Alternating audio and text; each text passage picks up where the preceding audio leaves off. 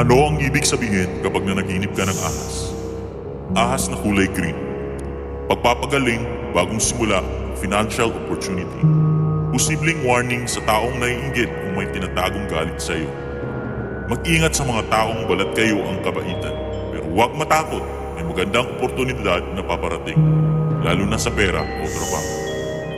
Ahas na itim. Malalim na takot o stress, mga bagay na hindi mo hinaharap, maaring pagtataksil o problema sa tiwala. Ayusin ang mga bagay na matagal mo nang iniiwasan. Huwag basta magtiwala lalo na kung may kutob ka sa isang tao. Ahas na puti.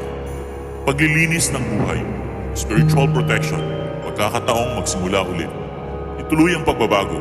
May gumagabay sa iyo na hindi mo nakikita. Protect your peace.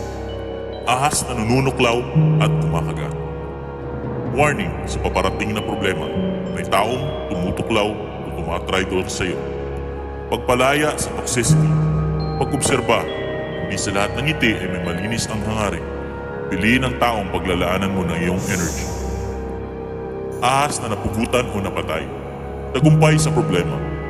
Pagtapos sa malas, lungkot o toxic relationship. Kung gusto mong malaman ang hulugan ng iyong panaginip, i-message mo lang ako. Ako si Mang Hu.